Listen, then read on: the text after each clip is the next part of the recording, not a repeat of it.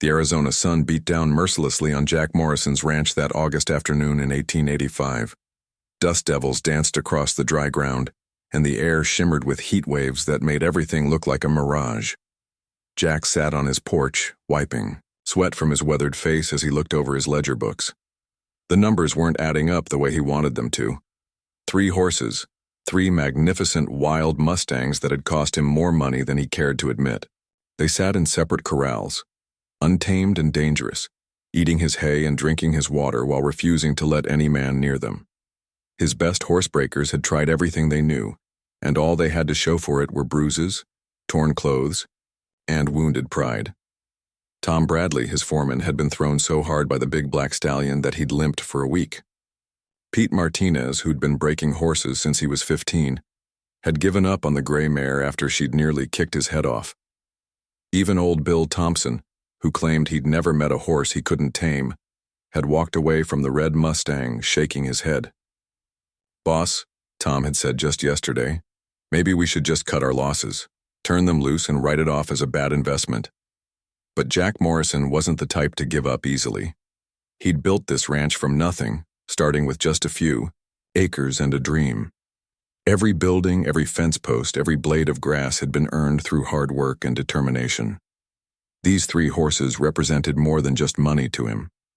They were a challenge to everything he'd built his reputation. Almost the sound of footsteps on gravel made him look up from his books. A young woman was walking up the dusty road toward his ranch. She moved with a grace that seemed out of place in this harsh landscape, her steps light and purposeful.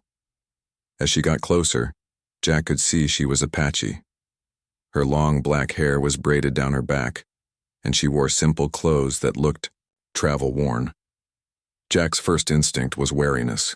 Relations between the Apache people and white ranchers in this territory had been tense for years.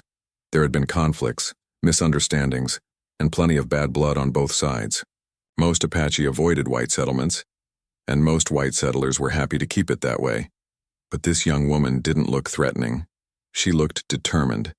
She stopped at the gate and called out in clear English, though Jack could hear the slight accent that marked her as a native speaker of another language first. "Excuse me, sir, I am looking for work." Jack set down his ledger and walked to the edge of the porch. His ranch hands, who had been lounging in the shade nearby, perked up with interest. It wasn't every day an Apache woman showed up asking for work. "What kind of work?" Jack asked, not unkindly but not exactly welcoming either. "I work with horses," she replied simply. This got a chuckle from Pete, who was mending a bridle nearby. "Horses, eh? You ever worked on a ranch before, miss?" The woman turned her steady gaze toward Pete, and Jack noticed something in her eyes that he couldn't quite place. It wasn't defiance exactly, but it wasn't submission either. It was confidence. "I have worked with horses all my life," she said. "My grandmother taught me. Her grandmother taught her. This knowledge goes back many generations in my family." Tom Bradley let out a laugh. "Well, that's real nice, miss, but ranch work ain't like riding a pony around a village. These are wild Mustangs we're talking about. Dangerous animals that would just as soon stomp you into the ground as look at you." The woman listened to this without any change in expression. When Tom finished talking, she was quiet for a moment, as if considering her words carefully. "I tame wild horses better than your men," she said quietly. The silence that followed was broken by the loudest laugh Jack had heard in weeks. It started with Pete, then spread to Tom and the other hands who had gathered around. Even Jack found himself grinning at the audacity of the statement. "Miss," Jack said, trying to keep his voice respectful despite his amusement, "I appreciate your confidence, but these boys here have been breaking horses for years. Pete there has been doing it since before you were born, I'd guess. We've got 3 Mustangs that have sent every one of my best men to the dirt. They're as wild as the day they were caught." The woman nodded as if she understood perfectly. "Yes, I can see that they are still wild. I can hear them from here." Jack paused at this. Now that she mentioned it, he could hear the restless movement from the corrals. The black stallion was pacing again, his hooves drumming against the wooden rails. The gray mare was snorting and tossing her head. The red Mustang was making that low, frustrated sound that meant he was looking for a way to break free. "You can hear that from here?" Jack asked, suddenly curious despite himself. Animals speak if you know how to listen, she said simply. Your horses are not bad horses. They are scared horses, angry horses, horses that have been hurt and do not trust. Tom crossed his arms. Well, sure they don't trust.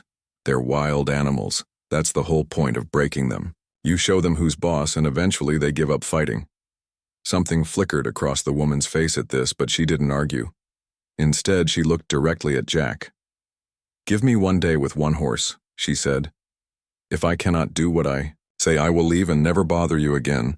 If I can do what I say, you give me work. Jack found himself in an interesting position. Part of him wanted to say no immediately. The idea of this small Apache woman succeeding where his experienced men had failed was almost insulting. But another part of him, the part that had built this ranch through taking calculated risks, was intrigued. Which horse, he asked. Without hesitation, she pointed toward the corral where the black stallion was pacing. That one. The laughter started up again, but this time it had a nervous edge to it.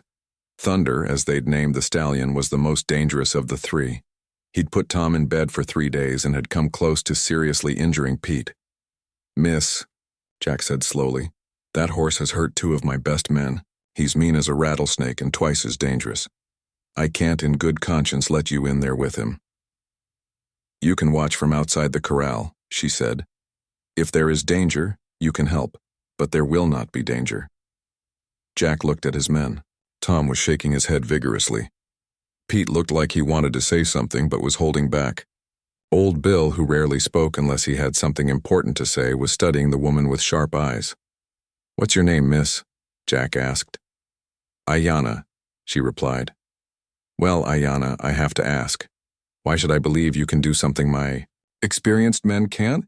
Ayanna was quiet for a long moment, looking past Jack toward the corrals where the horses were kept. When she spoke, her voice was soft but clear. Your men try to break the horses. I do not break horses, I heal them. Jack felt something stir in his chest at these words, though he couldn't have said exactly what it was. Maybe it was the way she said it, with such quiet certainty. Maybe it was the fact that she wasn't boasting or trying to prove anything. She was simply stating what she believed to be true. 1 day, he said finally. Tomorrow morning, but I'm going to have 3 men watching that corral, and if that horse so much as looks at you wrong, we're pulling you out of there. Ayanna nodded. That is fair. As she turned to leave, Jack called after her. Where are you staying tonight? I will camp by the creek, she said. With your permission, Jack nodded. After she was gone, he stood on his porch for a long time, watching the dust settle where she had walked. His men were talking among themselves, their voices a mixture of skepticism and excitement. Boss, Tom said, walking up to the porch. You sure about this? That stallion could kill her. Jack was asking himself the same question, but something about Ayanna had impressed him, though he couldn't put his finger on what exactly. Maybe it was her calmness in the face of their laughter. Maybe it was the way she'd looked at his horses as if she could see something the rest of them couldn't. We'll see, Tom, Jack said. We'll see. That night, Jack found himself unable to sleep. He kept thinking about what Ayanna had said about healing horses instead of breaking them. He'd been in the horse business for 15 years, and he'd always thought of it as a battle of wills, man against beast. The stronger will prevailed. But what if there was another way? As the first light of dawn began to creep across the sky, Jack got up and made his coffee. He had a feeling it was going to be a very interesting day. The sun was barely peeking over the mountains when Jack heard the soft footsteps on his porch. He'd been awake for an hour already, nursing his second cup of coffee and trying to calm the nervous energy that had kept him tossing and turning all night. When he opened the door, Ayanna was standing there looking as composed as if she'd slept in the finest hotel instead of camping by a creek. Good morning, she said simply. Jack nodded, studying her face for any sign of nervousness or second thoughts. He found none. If anything, she looked more peaceful than she had the day before. You sure about this? He asked. Thunder's in a particularly foul mood this morning. I can hear him from here, and he could. The black stallion was making those deep, angry sounds that meant he was ready for a fight. The sound of his hooves against the corral fence had been echoing across the ranch since before sunrise. Angry horses make the most noise, Ayanna said. It is when they are quiet that you must worry. Jack wasn't sure what to make of that comment, but he led her toward the corrals anyway. Word had spread among his men about the morning's planned demonstration, and they were all gathering around. Some looked excited, others worried. A few were placing quiet bets on how long Ayanna would last before Thunder sent her running. Tom, Bradley walked alongside them, his face creased with concern. Miss, I really think you should reconsider this. That horse put me flat on my back, and I've been doing this for 20 years. Ayanna listened politely but didn't respond. She was carrying a small leather pouch that she'd tied to her belt, and Jack noticed that she wasn't bringing any of the usual equipment. No lasso, no halter, no breaking stick. Nothing that any of his men would consider essential for working with a wild horse. When they reached Thunder's corral, the big stallion was indeed in a state. He was pacing back and forth along the far fence, his black coat gleaming with sweat, despite the early morning coolness. His ears were pinned back against his head, and his eyes showed white around the edges. Every few steps, he would wheel around and kick at the fence posts, sending vibrations through the wooden rails. Lord have mercy, whispered Pete, who had come up beside them. Look at the size of him. He must be 16 hands if he's an inch. Thunder was indeed magnificent. Even in his wild state, Jack could see the powerful muscles rippling under his coat, the proud arch of his neck, the intelligent fire in his eyes. This was a horse that could have been worth a fortune, if only someone could gentle him properly. He's beautiful, Ayanna said quietly, and Jack was surprised to hear genuine admiration in her voice. Most people's first reaction to Thunder was fear, not appreciation. He's dangerous, Tom corrected. Miss, that animal has hurt every man who's tried to work with him. He's not mean exactly, but he's unpredictable. One minute he seems calm, the next he's trying to take your head off. Ayanna nodded thoughtfully. Show me how you have been working with him. Tom looked at Jack, who shrugged. Go ahead. Show her. Reluctantly, Tom picked up a coiled rope and opened the gate to the corral. The moment he stepped inside, Thunder's behavior changed dramatically. The stallion stopped pacing and fixed his attention entirely on Tom, his body tensing like a coiled spring. Easy, boy, Tom said in what he probably thought was a soothing voice. But Jack could hear the tension underneath, and apparently so could Thunder. The horse snorted and took several steps backward, his head held high and alert. Tom moved slowly, toward the center of the corral, the rope ready in his hands. The idea is to get the rope around his neck first, he explained, not taking his eyes off Thunder. Once you've got a line on him, you can start teaching him who's boss. Thunder clearly understood what the rope was for.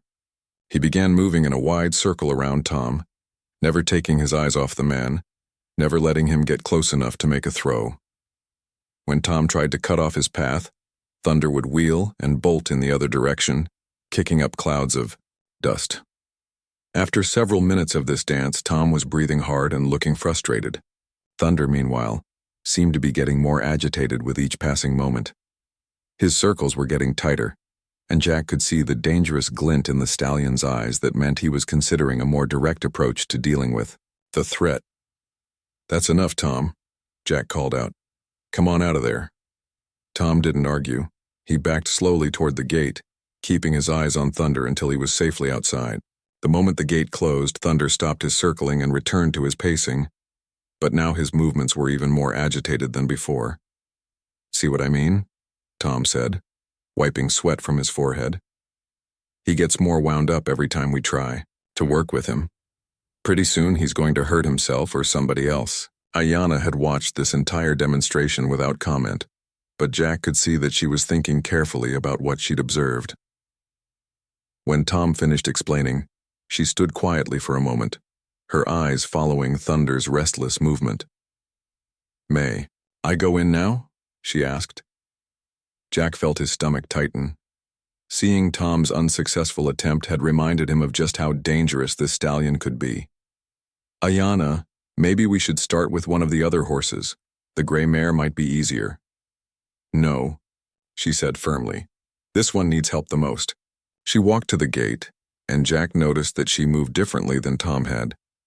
Where Tom had moved with purpose and determination, Ayanna moved with a flowing grace that seemed almost like water. She opened the gate and stepped inside, then closed it behind her without any of the deliberate movements that had marked Tom's approach. Thunder noticed her immediately, but his reaction was completely different. Instead of tensing for a confrontation, he simply stopped pacing and watched her. His ears, which had been pinned back during Tom's demonstration, pricked forward with what looked almost like curiosity. Ayanna didn't move toward Thunder at all. Instead, she walked to the center of the corral and sat down in the dust, cross-legged, facing away from the stallion. She placed her small leather pouch beside her and then simply sat still. "What's she doing?" Pete whispered. Jack didn't answer, because he was just as puzzled as Pete was. This wasn't like any horse training he'd ever seen. Every method he knew involved taking control, establishing dominance, showing the horse who was boss. Sitting in the dirt with your back to a dangerous stallion seemed like a good way to get yourself killed. But Thunder didn't attack. If anything, he seemed as confused by Ayanna's behavior as the watching men were. He took a few tentative steps toward her, then stopped. He lowered his head and stretched his neck out, as if trying to catch her scent. Then Ayanna began to make a sound that none of them had heard before. It wasn't quite singing and wasn't quite humming. It was low and rhythmic, rising and falling like a gentle wind. The melody seemed to come from somewhere deep in her chest, and it carried across the corral like something ancient and mysterious. Thunder's reaction was immediate and startling. His entire body relaxed. The tension went out of his muscles. His head lowered, and his breathing became deeper and more regular. He took another step closer to Ayanna, then another. "I'll be damned," Bill whispered. "Look at that." Thunder continued his slow approach until he was standing just a few feet behind Ayanna. She continued her low humming, never turning around, never acknowledging his presence directly. The stallion lowered his head further and began to investigate, her with his nose carefully sniffing at her hair and shoulders. "She's going to get bit," Tom said tensely. But Thunder made no aggressive moves. Instead, he seemed genuinely curious about this strange human who didn't behave like any human he'd encountered before. After several minutes of careful investigation, he actually lay down beside Ayanna, close enough that his warm breath stirred her hair. The men watching from outside the corral were speechless. In all their years of working with horses, none of them had ever seen a wild stallion voluntarily lie down near a human being.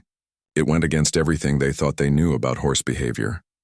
Ayanna continued her humming for what felt like hours, but was probably only about 30 minutes. Then, slowly and carefully, she reached into her leather pouch and pulled out what looked like dried plants.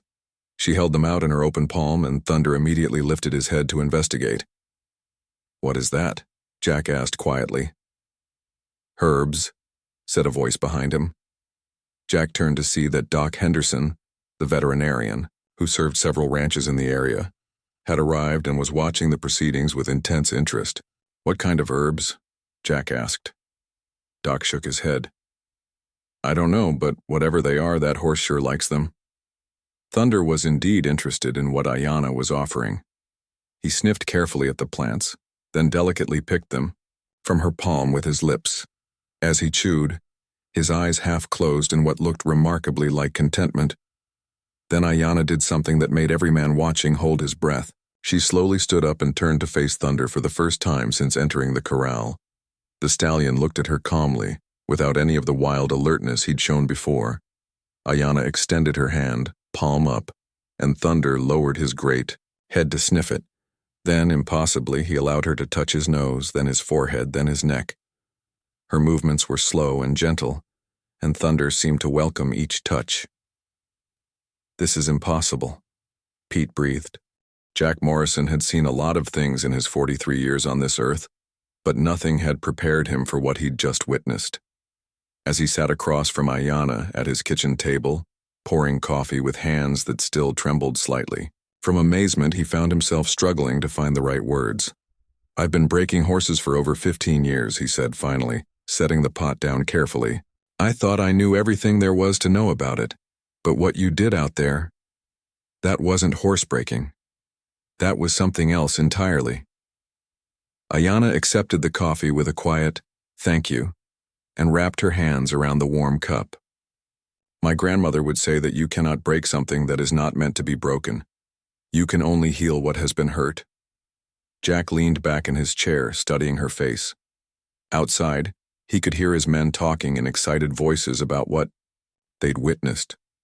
The story would spread through the territory like wildfire, he was sure of that.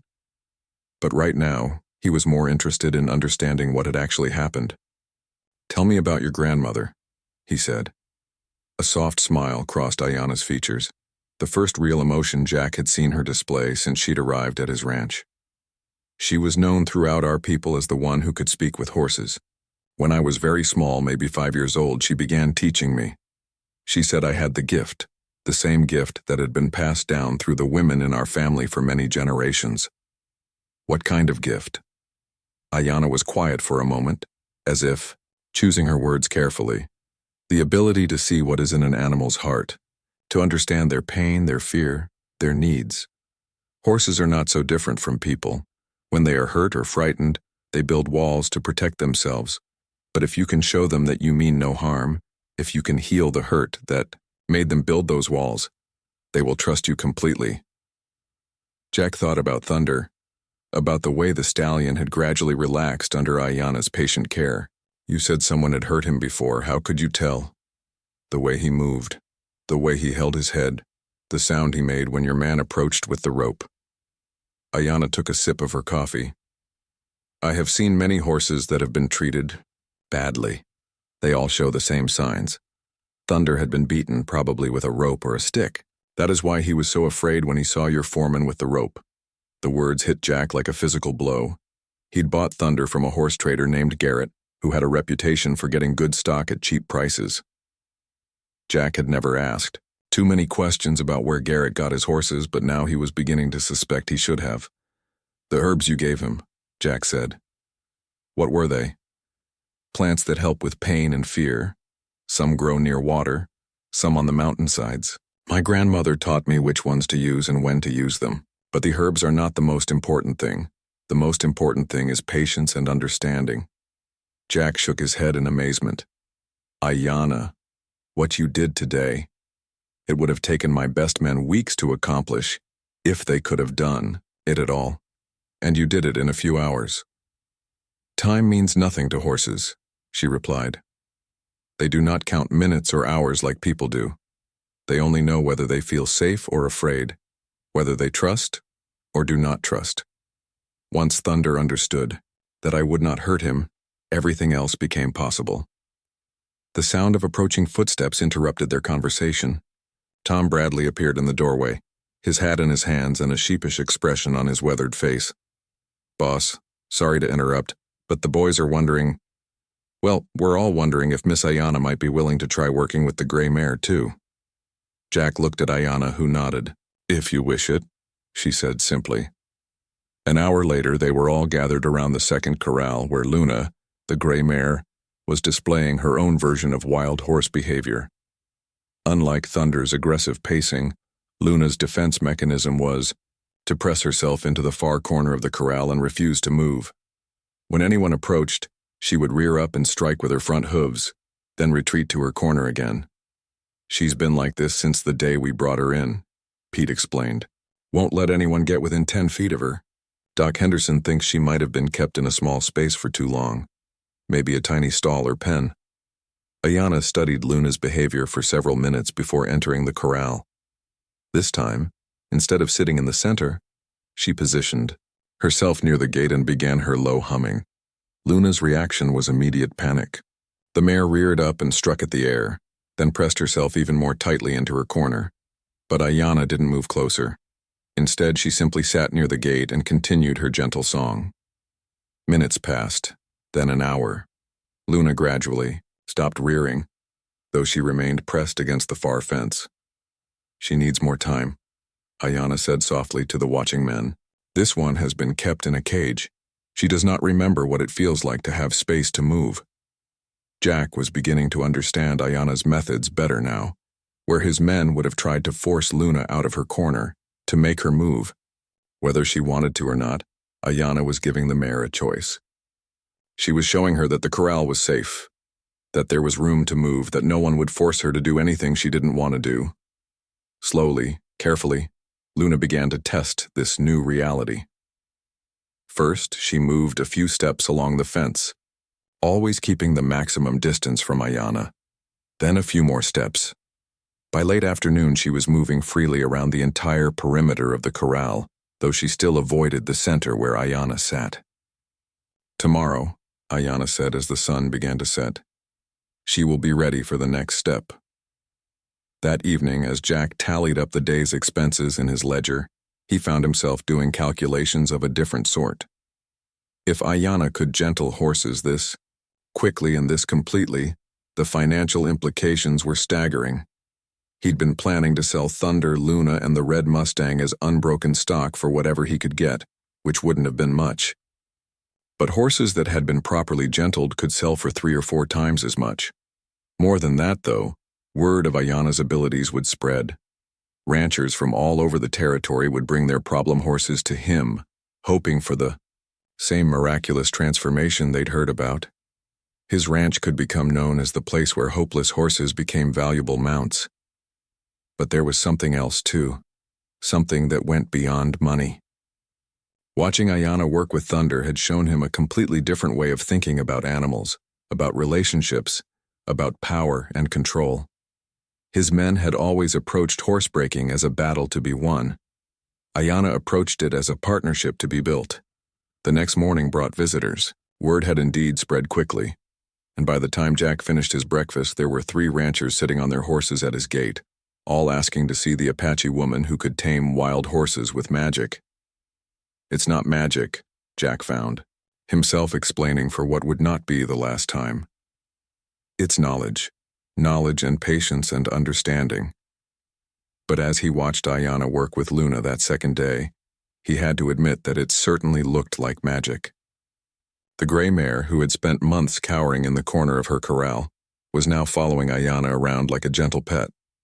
By noon, Ayana was brushing Luna's coat. By afternoon, she was leading her around the corral with nothing but a soft rope around her neck. The visiting ranchers were as stunned as Jack's own men had been. One of them, a grizzled old-timer named Charlie Ross, kept shaking his head and muttering, "40 years I've been breaking horses, and I never seen anything like this." By the 3rd day, Ayana had moved on to the Red Mustang, whose name was Flame. This horse presented yet another challenge. Where Thunder had been aggressive and Luna had been fearful, Flame was simply stubborn. He would acknowledge Ayana's presence, would even accept her touch, but he refused to cooperate with any attempt at training. "He is not afraid and not angry," Ayana explained to Jack as they watched Flame ignore her completely. "He is proud. This one has never been owned by anyone, and he does not see why he should start now." Working with Flame required a different approach entirely. Instead of trying to win his trust or heal his fear, Ayana had to convince him that partnership could be better than independence. She did this by making herself useful to him. She brought him the choicest hay, the freshest water, the most comfortable spot in the corral. She groomed him carefully, removing burrs and tangles from his mane and tail. Gradually, Flame began to see Ayana not as a master trying to dominate him, but as a partner offering mutual benefit. When she finally climbed onto his back on the 4th day, it was because he had decided to allow it, not because he had been forced to submit. By the end of that week, Jack Morrison owned 3 of the finest riding horses in the Arizona Territory. More importantly, he had learned something that would change not just his ranch, but his entire understanding of what it meant to work with animals. "Ayana," he said, as they stood watching all 3 horses grazing peacefully together in the large pasture. "I want to offer you a permanent position here. Full wages better than what I pay my other hands. And I want you to teach my men what you know." Ayana was quiet for a long moment, watching Thunder, Luna, and Flame moving freely in the open space. Knowledge like this cannot be taught quickly. The morning Jack Morrison decided to offer Ayana a permanent job was the same morning his pride nearly got in the way of the best decision he'd ever make. He'd spent half the night pacing around his house, wrestling with thoughts that made him uncomfortable. Here he was, a successful rancher who'd built his reputation on being the best horsebreaker in 3 counties, about to ask a young Apache woman to become his business partner. The problem wasn't her skill.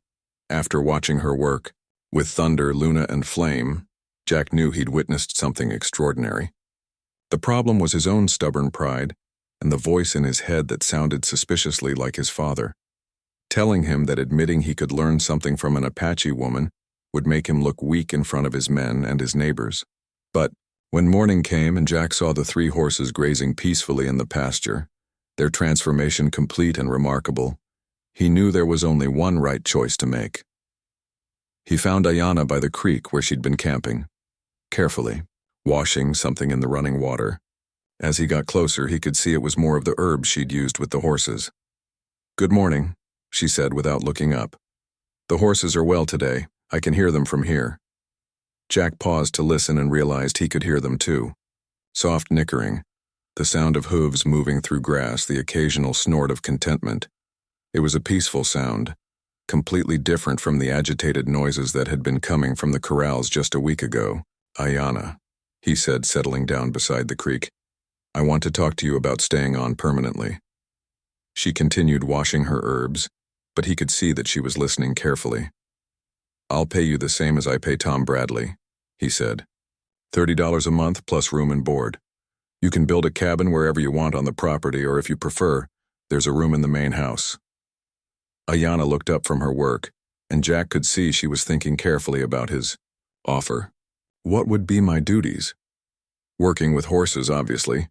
Training the difficult ones, helping to gentle new stock. And—" Jack paused, knowing this next part would be harder for him to say than the first. "Teaching my men your methods."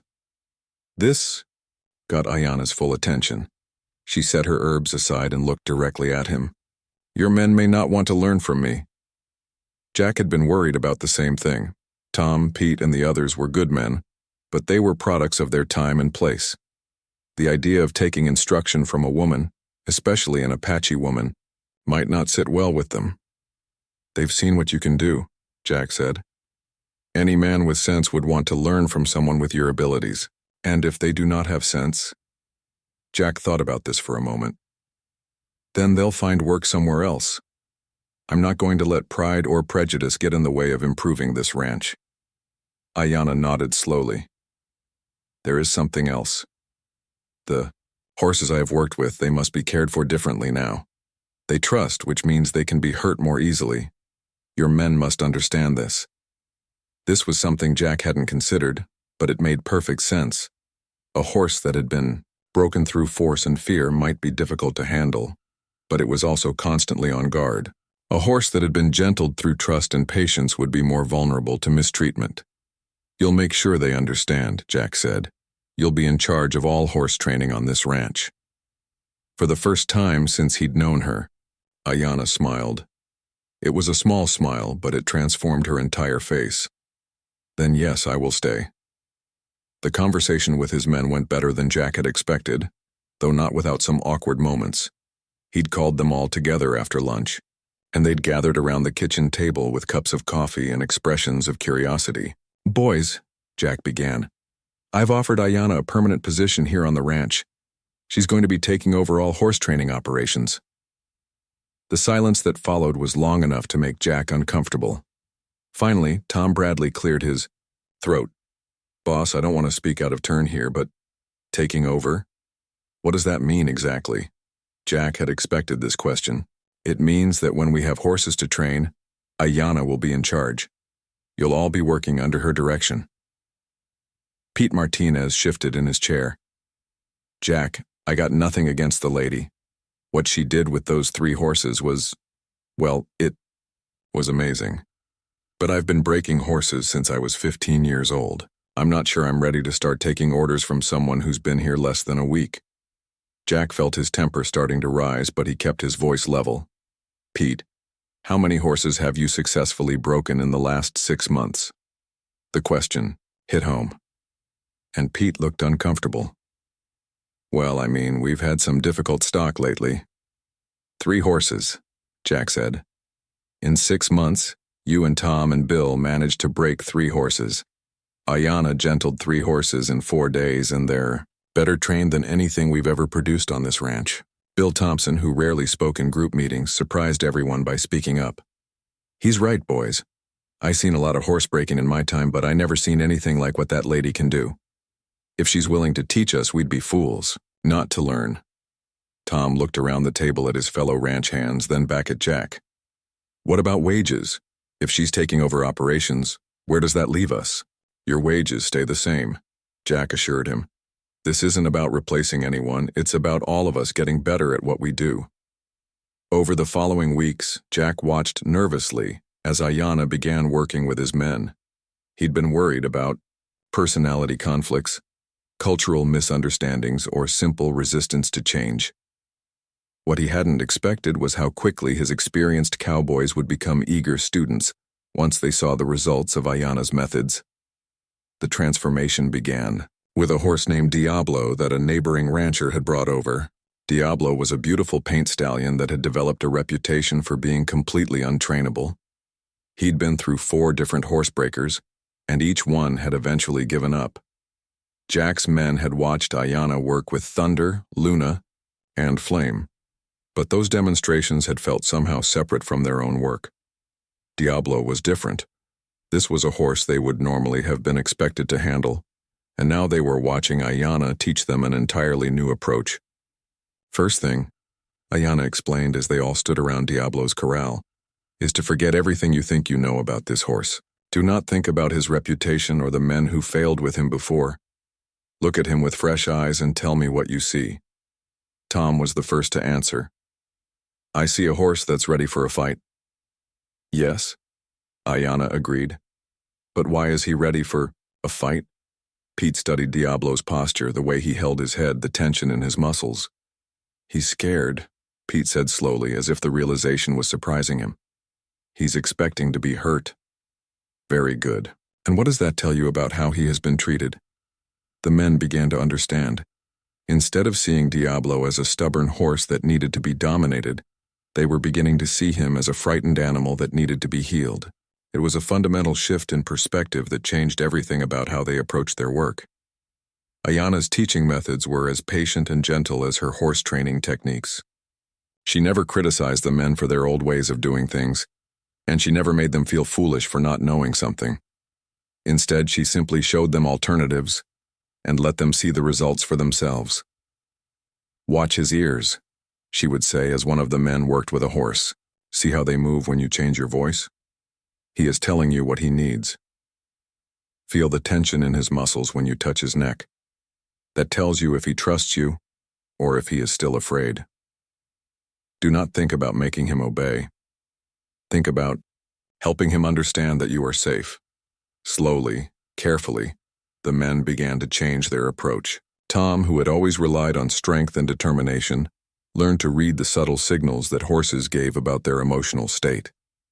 Pete, who prided himself on being quick and efficient, discovered the value of taking time to build trust.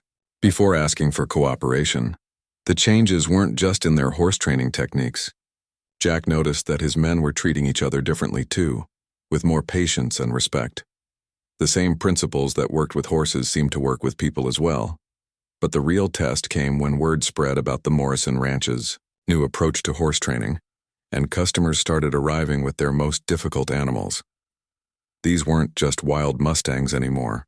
These were horses with histories, horses that had been ruined by bad treatment, horses that other trainers had given up on. Each new challenge taught the men something different. There was a mare that had been kept in a stall so small she'd forgotten how to run. A gelding that had been beaten so badly he flinched at the sight of any human hand. A young colt that had been weaned too early and didn't know how to trust. Working with these damaged animals, Jack's men learned not just new training techniques but also patience, empathy, and the deep satisfaction that came from healing something that had been broken. The financial success followed naturally. Word spread throughout the territory about the ranch where broken horses became willing partners. Customers traveled from hundreds of miles away, bringing horses that other trainers wouldn't even attempt to work with. The prices they were 1 year after Ayanna first walked through the gates of the Morrison Ranch, Jack found himself facing the biggest test of his life. Word had reached him that a group of wealthy investors from back east were planning a visit. These weren't just any investors. They represented a consortium of businessmen who were looking to establish large-scale horse-breeding operations throughout the Western Territories. The leader of this group was a man named Harrison Blackwood, whose family had made their fortune in railroad construction and were now branching out into agriculture and livestock. Blackwood had a reputation for being shrewd, demanding, and utterly without patience for what he called frontier nonsense. He dealt in facts, figures, and proven results. The letter announcing their visit had been polite but skeptical. They'd heard stories about an Apache woman who could tame wild horses, and they wanted to see for themselves whether these tales had any basis in reality.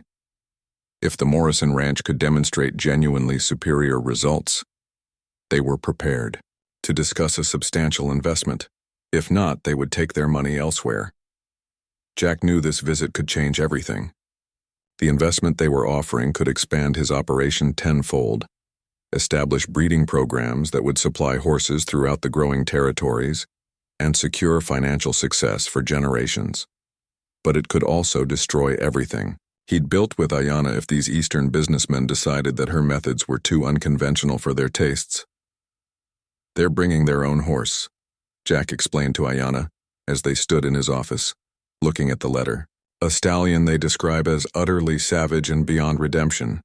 They've been told it should be destroyed, but they want to see if you can do anything with it." Ayanna read the letter carefully, her face showing no emotion. "What do you know about this horse?"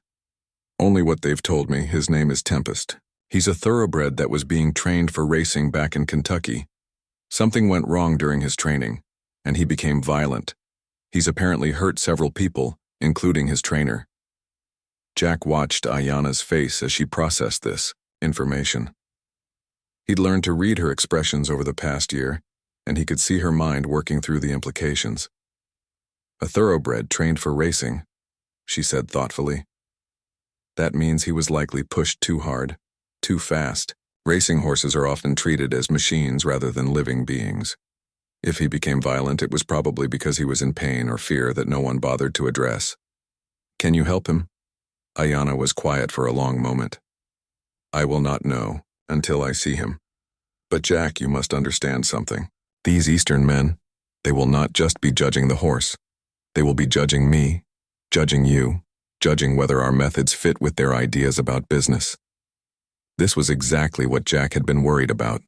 In the year since Ayanna had joined his ranch, they'd built something remarkable. His operation was more successful than it had ever been. His men were happier and more skilled, and his reputation had spread throughout the territory. But all of that had been built within a community that had learned to respect what Ayanna could do. These Eastern investors would be coming with different expectations, different prejudices, and different ideas about how business should be conducted. The thought of them dismissing Ayanna's abilities because of who she was rather than what she could accomplish made Jack's blood boil. "Let me worry about the business side," Jack said. "You just focus on helping that horse." 3 days later, a train pulled into the nearest station, carrying 5 men in expensive suits and 1 very dangerous stallion. Jack met them at the station with his best wagon and his most diplomatic manner, but he could feel the tension in the air from the moment they stepped off the train. Harrison Blackwood was a tall, thin man with steel-gray hair and the kind of calculating eyes that seemed to put a price on everything they saw. His associates were younger but cut from the same cloth, men who were accustomed to getting their way and had little patience for anything that didn't immediately make sense to them. "Mr. Morrison," Blackwood said, shaking Jack's hand with a grip that was firm but brief. "I trust you understand what we're here to accomplish. We're not interested in novelty acts or frontier entertainment. We need to see genuine, replicable results that can be scaled up for large operations." "I understand completely," Jack replied, leading them toward the wagon. "I think you'll find our methods are both effective and practical." The stallion they'd brought was everything they'd described and worse. Tempest was a magnificent animal, probably worth thousands of dollars if he could be properly trained, but his current state was genuinely frightening. Even secured in a specially reinforced traveling stall, he was constantly in motion, kicking at the walls and making sounds that spoke of deep rage and pain. "We acquired him from a racing stable that was going out of business," Blackwood explained as they watched the animal from a safe distance. "His bloodlines are exceptional, but his temperament makes him worthless. 3 different trainers have attempted to work with him. The last one was hospitalized for 6 weeks." Jack studied Tempest carefully, trying to see what Ayanna would see. The stallion was indeed magnificent. Probably 16.5 hands, tall, with the lean build and powerful muscles of a born racer. But there was something in his movements that spoke of more than just wildness. There was a desperation there, a frantic quality that suggested deep distress. "What kind of training, methods were used with him?" Jack asked. One of Blackwood's associates, a younger man named Fletcher, answered. "Standard braking techniques, hobbling, force training, the use of whips when necessary. All perfectly normal methods for dealing with difficult horses." Jack felt. His jaw tightened, but he kept his voice neutral. "I see. Well, let's get him settled and see what we can do." The process of moving Tempest from his traveling stall to one of the corrals at the Morrison Ranch was harrowing. It took 6 men and a system of ropes and pulleys to manage the transfer safely, and even then the stallion nearly broke free twice. By the time he was secured, everyone involved was sweating and nervous. "Lord Almighty," Tom Bradley muttered, as they watched Tempest pace frantically around his new enclosure. "That's the most dangerous animal I've ever seen." Ayanna had been observing the entire process from a distance, and now she approached the group of investors. Jack could see the way their eyes assessed her. A young Apache woman in simple clothes, so different from what they had expected that some of them looked confused. "Gentlemen," Jack said formally, "this is Ayanna, our head trainer. She'll be working with your horse." The silence that followed was uncomfortable. Jack could see the doubt in their faces, the skepticism that bordered on disbelief. Finally, Harrison Blackwood spoke. "Miss," he said, his tone carefully polite but clearly condescending. "I'm sure you're very capable with the local horses, but this animal is extremely dangerous. Perhaps one of your male colleagues should handle this particular case." Ayanna met his gaze steadily. "I understand your concern, but I would like to observe the horse for a while before we discuss who should work with him." For the next 2 hours, while the investors were shown around the ranch and treated to lunch, Ayanna sat quietly outside Tempest's corral. She didn't try to enter, didn't speak to him, didn't do anything that the watching men could identify as training. She simply observed. Jack found himself fielding increasingly pointed questions from the investors about his operation, his methods, and his results. They were clearly impressed by the quality of the horses they saw and the obvious skill of his men, but they kept returning to their doubts about Ayanna. "Morrison," Blackwood said during lunch, "I'll be frank with you. We're not here for social experiments. We need proven, reliable methods that can be implemented by experienced horsemen. The idea of relying on unconventional approaches makes us uncomfortable." Jack felt his temper rising again, but before he could respond, Bill Thompson spoke up.